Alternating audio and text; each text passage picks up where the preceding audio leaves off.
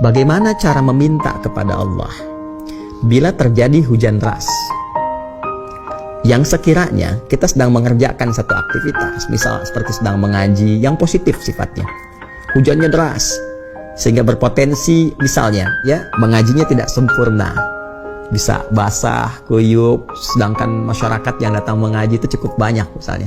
Ya, maka di sini diajarkan cara memohon kepada Allah agar sekiranya bisa memalingkan hujan itu ke tempat yang lain dan tidak menimpa kepada kita yang tengah mengaji, tengah belajar, tengah mendekat kepada Allah, atau kepentingan-kepentingan baik lainnya.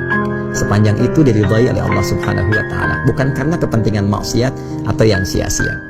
Maka di hadis ini diajarkan kepada kita, hadisnya dari sahabat Anas bin Malik radhiyallahu taala anhu, di antara sahabat terdekat.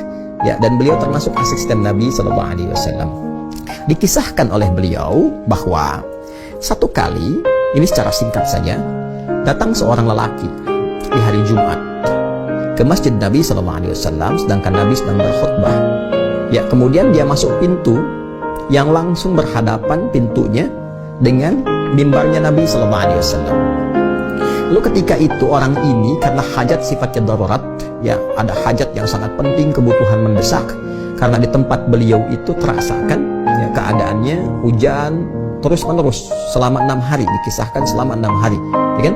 Lalu memohon kepada Rasulullah untuk berdoa kepada Allah Subhanahu wa taala agar kiranya Allah itu ya dengan kuasanya bisa memalingkan hujan itu ya ke tempat yang lain sehingga di tempatnya berhenti hujan dan bisa mendapatkan satu kesempatan untuk menata aktivitas kehidupan yang kiranya tidak bersamaan dengan hujan yang terus berlangsung itu.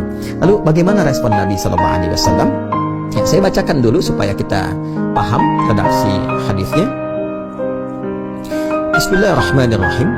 Thumma dakhala rajulun min dhalikal bab fil jumu'atil muqbilah wa Rasulullah sallallahu alaihi wasallam qa'imun yakhtub fastaqbalahu qa'iman faqala ya Rasulullah halakatil amwal wa anqata'atis subul fad'allaha yumsikha.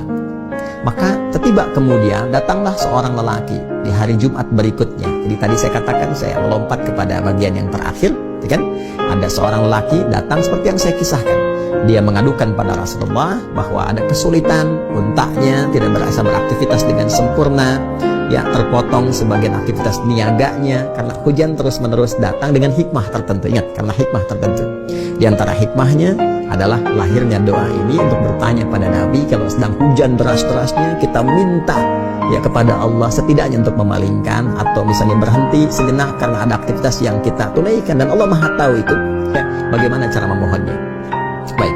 Kemudian qala farafa'a Rasulullah sallallahu alaihi wasallam yadayhi. Maka Rasulullah sallallahu alaihi wasallam mengangkat kedua tangannya.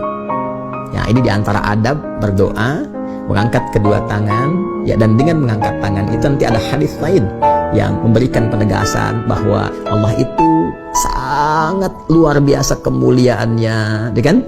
Dan bagi orang yang mengangkat tangan, maka Allah Maha Perasa mengalahkan rasa malu dari setiap hamba yang akan menjawab doanya itu, kan? Dan merasa sangat luar biasa merasakan keadaan yang dalam bila pun tidak mengabulkan, rasanya tidak sesuai ya dengan keadaan dan kekuatan serta kemuliaan Allah Subhanahu wa taala. Singkatnya, kalau kita mengangkat tangan sambil berdoa itu lebih cepat dikabulkan.